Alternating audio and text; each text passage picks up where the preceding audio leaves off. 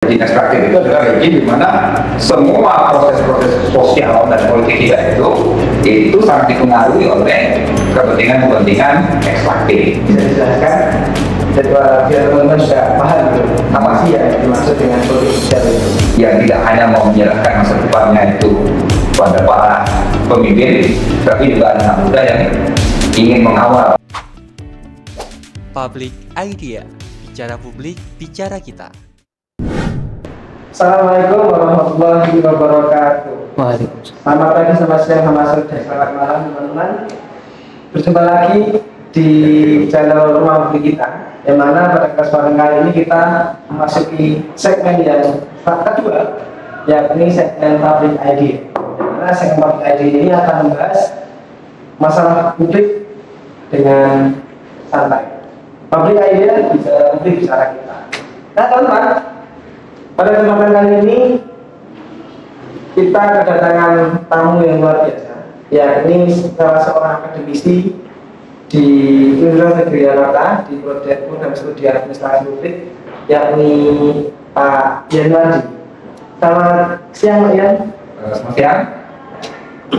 Pak Yan ini teman-teman merupakan salah satu akademisi yang berfokus memiliki fokus kajian di bidang lingkungan. Hal itu teman-teman ada korelasinya dengan apa yang akan kita bahas pada siang hari ini, pada hari ini. Nah, maka pada kesempatan kali ini kita akan berbincang bersama Pak Yan, dan juga kita nanti mungkin akan membicarakan berbagai hal terkait dengan tata kelola lingkungan yang ada di Indonesia. Berbicara terkait tata kelola lingkungan di Indonesia itu merupakan sebuah hal yang menarik, karena sejak reformasi dahulu, isu lingkungan selalu mendapatkan perhatian publik, khususnya perhatian dari LSM ataupun NGO atau gerakan masyarakat sipil yang mendorong pemerintah untuk lebih serius dalam menangani permasalahan lingkungan. Hal ini bisa kita lihat dalam beberapa waktu yang lalu, yang mana berbagai isu lingkungan diangkat oleh NGO, oleh berbagai organisasi masyarakat. Selain itu teman-teman, permasalahan lingkungan juga selalu menjadi topik hangat bagi setiap era pemerintahan atau setiap rezim yang ada di Indonesia. Setiap presiden pasti mengangkat isu masalah lingkungan dan juga memberikan perhatian juga dalam masalah lingkungan. Nah Pak Yan, terkait masalah lingkungan ini, kira-kira bagaimana sih tanggapan Pak Yan terkait dengan kebijakan lingkungan khususnya di Indonesia ya Pak, dari setiap pemerintahan gitu Pak, khususnya di rezim Presiden Jokowi beberapa waktu yang lalu. Ya. Begini ya, kalau kita bicara tentang isu lingkungan, ini sebenarnya sampai saat ini kita bisa melihat ada konsistensi. Jadi konsistensi tentang isu lingkungan. Nah, tapi konsistennya seperti apa? Nah, konsisten ini kan kalau saya ambil istilah yang kami sekarang itu namanya konsisten omong-omong. Nah, jadi kita itu konsisten sekali menghadiri forum-forum internasional, forum-forum global dengan janji-janji untuk berusaha keras untuk memperbaiki kondisi lingkungan dan terlibat dalam proses-proses perbaikan lingkungan global. Jadi ada omong-omongan, kesadaran bahwa oke, ketika misalnya ada protokol Kyoto, kemudian kita juga bilang kita akan ikut terlibat. Kemudian Paris Agreement, kita juga membuat NDC, National Determined Contribution, untuk memperlihatkan komitmen kita terhadap isu lingkungan. Kemudian perkembangan, mungkin ada Just Energy Transition Partnership misalnya, upaya untuk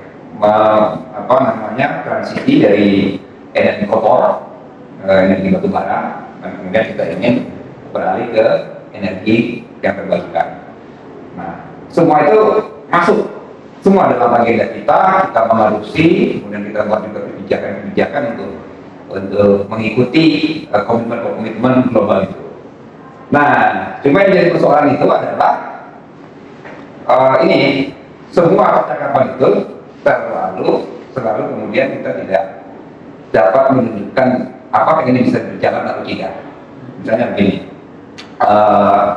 soal apa namanya, misalnya persoalan bahwa kita akan menurunkan ikut terlibat dalam penurunan CO2 emission. Tapi kemudian target-target yang kita buat itu banyak yang sampai sekarang, misalnya tahun 2025 kita akan mencapai, saya lupa sekitar angka pastinya, itu akan sekitar 22% misalnya, tapi kemudian kita nggak bisa memenuhi target itu. Bahkan sampai saat ini itu bisa sampai 12%, kita turunkan targetnya jadi 17%, tetap tidak tercapai. Jadi kemudian banyak sekali isu-isu yang menunjukkan bahwa lemahnya penegakan lingkungan, penegakan kebijakan lingkungan kita. Misalnya banyak sekali, walaupun kita berjanji akan menurunkan CO2 emission, tapi kemudian banyak sekali misalnya isu-isu yang tidak diselesaikan karena lemahnya penegakan hukum. Misalnya isu lubang tambang. Jadi banyak ya ini banyak proses penambangan kita itu dengan alasan apapun, soal alasan ini persoalan administrasi, ada persoalan ini siapa yang bertanggung jawab, tapi kemudian itu tidak diselesaikan, sehingga kemudian proses industri ekstraktif di Indonesia misalnya itu meninggalkan banyak persoalan-persoalan lingkungan. Kemudian kita janji akan mengadakan hilirisasi. Hilirisasi itu ya mungkin dengan semangat nasionalisme ya, dengan semangat menaikkan pendapatan negara. Tetapi juga kita lupa bahwa setiap proses itu membutuhkan tanggung jawab terhadap lingkungan hidup.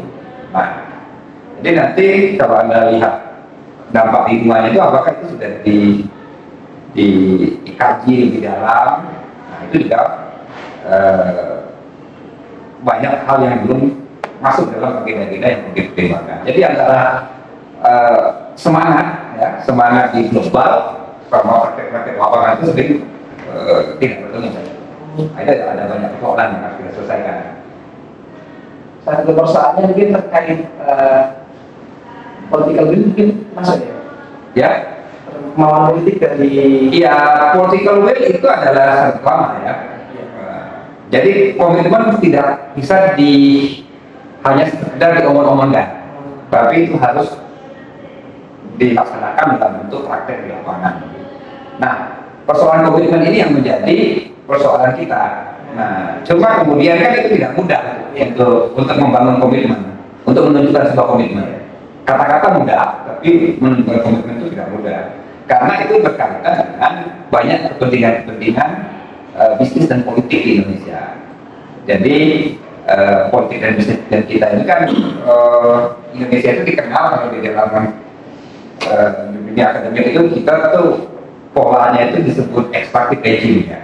Jadi regime extractive itu adalah regime di mana semua proses-proses sosial dan politik kita itu sangat dipengaruhi oleh kepentingan ekstraktif itu, sehingga kita lihat tuh banyak politisi-politisi kita semua lahir dari mempunyai basis-basis bisnis dan ekonomi dari pertambangan batu bara. Jadi kalau kita ingin melakukan transisi energi, nah kepentingan ini harus dipikirkan bagaimana caranya agar itu bisa berlangsung dengan mudah dan kekuatan-kekuatan lama yang biasa mendapatkan keuntungan dari proses-proses lama itu juga menggowo, dan itu kan tidak mudah, dan itu membutuhkan proses perubahan konstelasi politik. Jadi komitmen itu tidak lain itu saja. Kita butuh dukungan politik yang kuat, ya, butuh dorongan politik yang membuat politisi itu merasa mendapatkan keuntungan kalau mereka memperhatikan lingkungan. Ya, itu yang utama. Tapi kan, apakah arus politik kita itu sekarang sudah green? sudah menyuarakan isu-isu lingkungan yang menjadi perhatian kita juga bahwa kalau kita melihat mungkin dalam 1 tahun terakhir itu di media sosial banyak sekali narasi-narasi yang memperhatikan terkait lingkungan, tapi secara jumlah mungkin tidak begitu banyak. Contohnya saja terkait dengan konflik lingkungan ataupun terkait dengan beberapa waktu lalu mungkin kita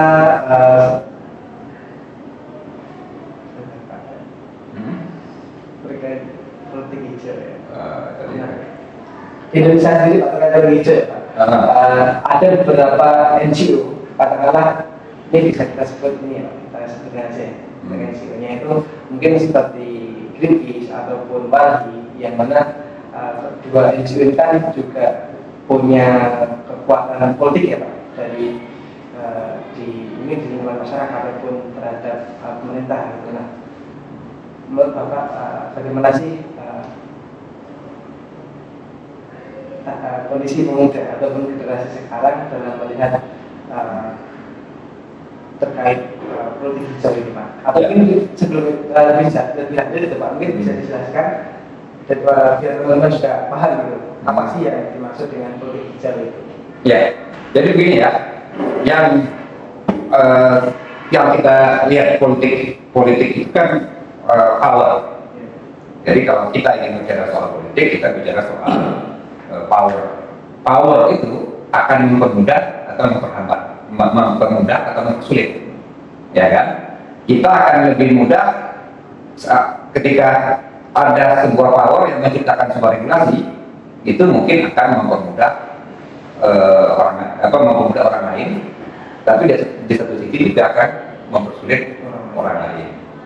Nah, berarti kan itulah kekuatan dari power. Nah, kemudian ketika kita bicara soal kepentingan politik hijau, kita sedang berbicara tentang bagaimana kepentingan lingkungan hidup. Tapi sebenarnya itu bukan hanya kepentingan lingkungan hidup, tapi juga kepentingan semua orang. Bahwa kepentingan semua orang ini itu dibutuhkan oleh semua orang. Sehingga kemudian ketika kita menyuarakan kepentingan politik lingkungan, itu menyuarakan kepentingan orang banyak. Nah, dan itu bukan persoalan lagi, bukan persoalan Greenpeace, ini persoalan kemanusiaan. Ini persoalan semua orang. Bahwa Anda nanti akan tidak semakin lama semakin tidak nyaman hidup di dalam kondisi ekosistem yang semakin tidak sehat. Kita semua butuh ekosistem yang sehat, ya kan? Keluar di jalan kita butuh udara yang sehat. Kita juga butuh iklim yang sehat. Ini kita kemudian setiap generasi juga membutuhkan kondisi ketersediaan pangan, ya kan? Nah, ketika pangan itu kemudian mengalami tempat ekosistem hidupnya, tumbuh-tumbuhan itu juga rusak karena perubahan iklim misalnya, berarti juga itu akan mengancam kehidupan semua generasi.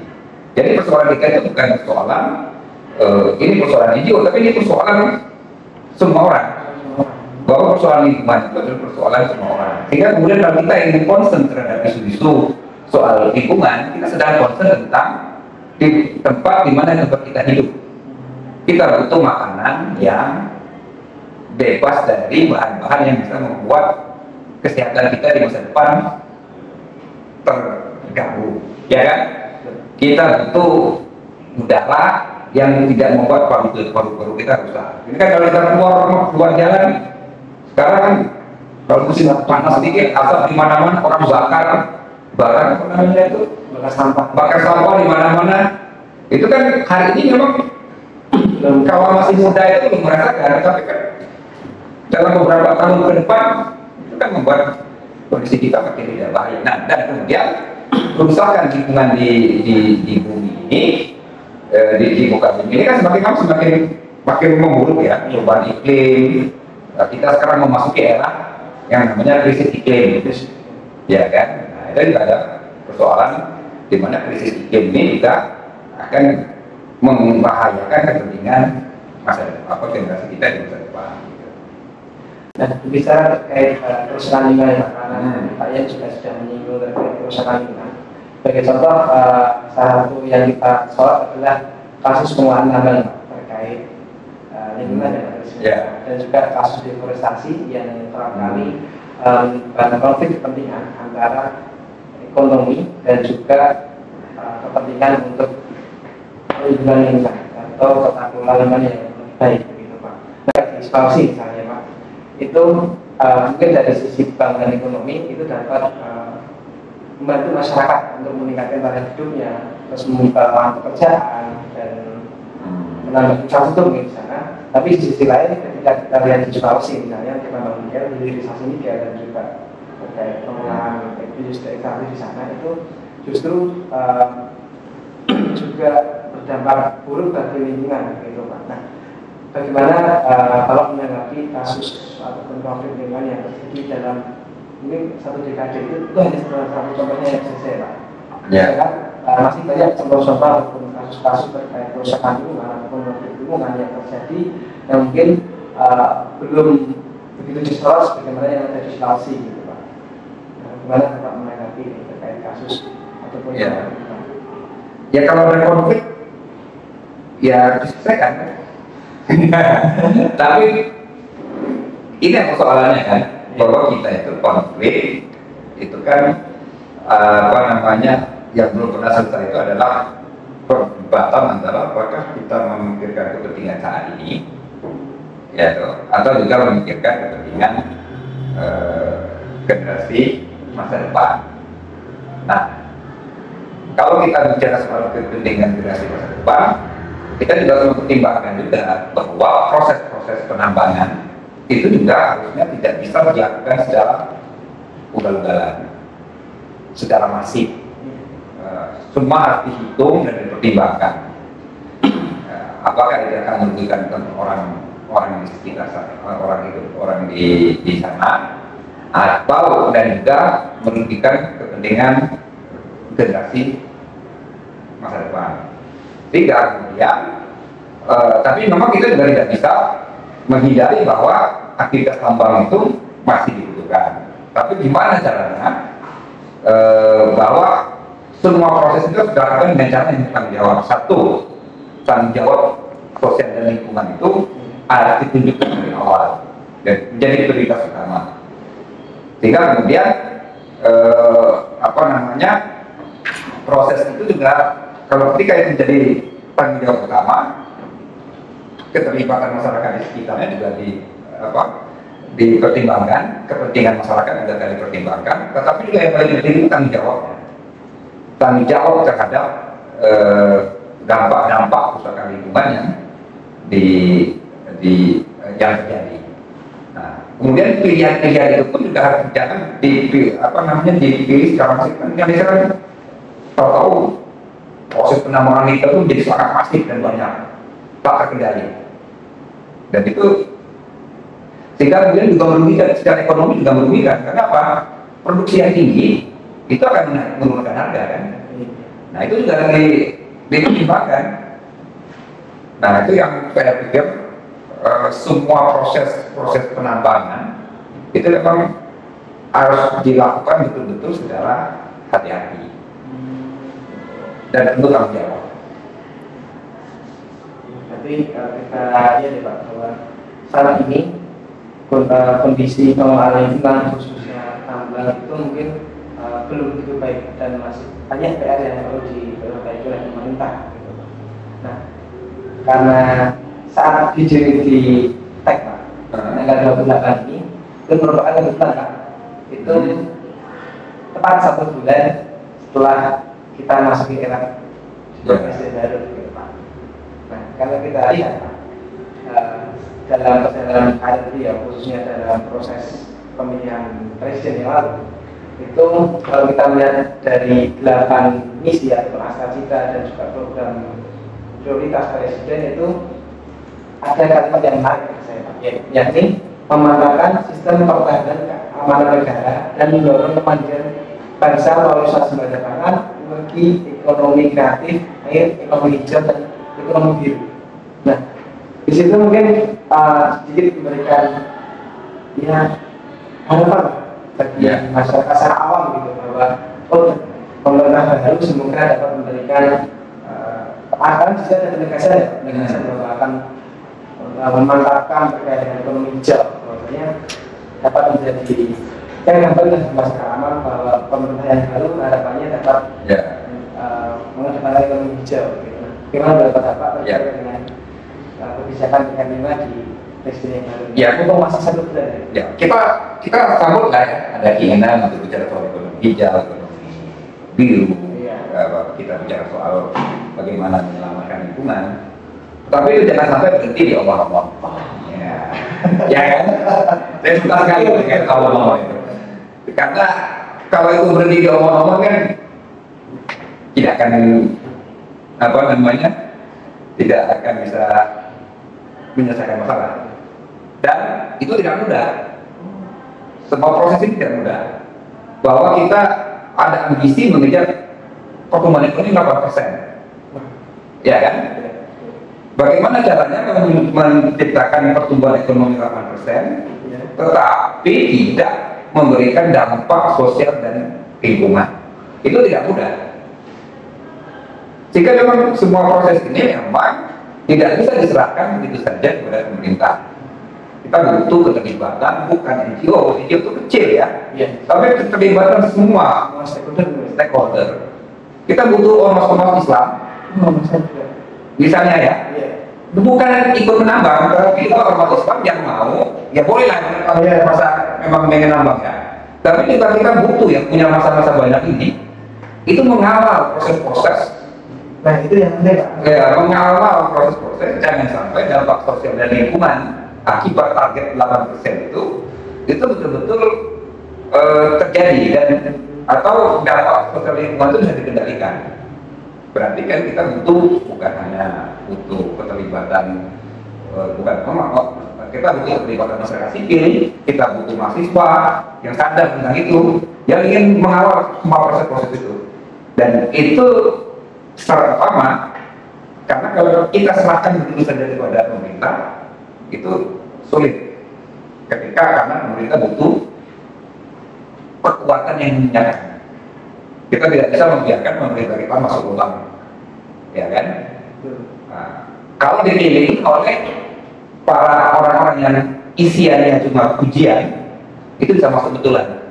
Kita butuh orang-orang yang bisa ingatkan, Bapak, jangan masuk lubang itu bahaya. Nah, kita sudah ingatkan. Kita butuh kekuatan itu yang bisa mengingatkan. Hilirisasi, hilirisasinya bagaimana yang tidak merusak lingkungan. Kita punya target food estate, pasti itu kan akan berdampak pada lingkungan, masif. Nah, itu gimana caranya food estate yang yang bertanggung jawab? Kalau itu harus merusak hutan, harus mengembalikan berapa carbon emission? Itu pun juga tidak mudah. Nah, semua begitu. Makanya ya janji boleh, keinginan boleh, tapi harus dikawal. Ini yang kadang terlalu untuk mengawalnya. Kita kadang untuk masyarakat awam itu hanya dari yang di atas atau itu dari di atas. Juga kalau menolak sekali nggak perlu gitu. Ya, kita butuh akademisi, kita butuh mahasiswa, kita butuh civil society, butuh ormas, butuh bisnis, itu yang saling mengingatkan agar tulisan yang indah itu tidak sekedar omong-omong, tapi menjadi betul-betul menjadi kenyataan yang indah, kan gitu ya? Iya. Ya. Dan buat teman-teman untuk penonton dan juga teman-teman subscribe yang belum subscribe silahkan subscribe, yang sudah subscribe silakan. Jika teman-teman ada yang ingin memberikan tanggapan terhadap apa yang telah kita bahas, silakan bisa cantumkan di kolom komentar. Dan next video, jika ada kesempatan, kita akan bahas lagi terkait dengan bagaimana sih kondisi kebijakan lingkungan di era pemerintahan presiden yang baru. Baik ya, mungkin untuk sesi ini sekian dulu kan. Sebelum kita tutup, ada closing statement untuk teman-teman yang menonton ataupun terkait dengan topik yang kita bahas pada hari ini. Ya, jadi isu-isu lingkungan ini adalah isu bersama. Tapi yang paling membutuhkan kondisi lingkungan yang sehat di masa depan itu adalah generasi muda. Karena Anda yang akan hidup di kondisi di masa depan, di mana ancaman krisis lingkungan itu akan semakin berat kalau tidak segera diatasi.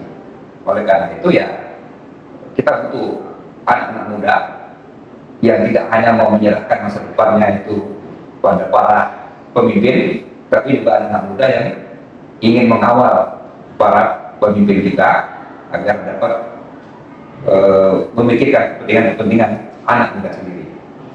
Lingkungan hidup itu adalah kepentingan generasi masa depan. Jadi yang kita ingat adalah pemuda jangan apatis, jangan cuek. Ya, karena yang butuh ekosistem yang sehat adalah pemuda. Karena sudah semua mungkin. Iya, karena kalau perubahan iklim nanti itu kita sudah kan target perubahan iklim itu misalnya apa? Kita akan mencegah jangan sampai bumi ini kerusakan lingkungan itu mencapai batas di mana nanti bumi tidak layak huni. Nah, kalau kemudian 2% setelah revolusi industri itu betul-betul terjadi, CO2 emission itu betul terjadi ya, bumi makin tidak layak huni. Dan itu berapa? Dan itu mungkin generasi sekarang yang akan menerima dampaknya kan. Nah itu menjadi PR kita ke depan teman-teman. Dan mungkin sekian untuk sesi podcast kita pada hari ini. Kita lanjut pada video berikutnya. Sekian, wassalamualaikum warahmatullahi wabarakatuh. Sampai jumpa teman-teman.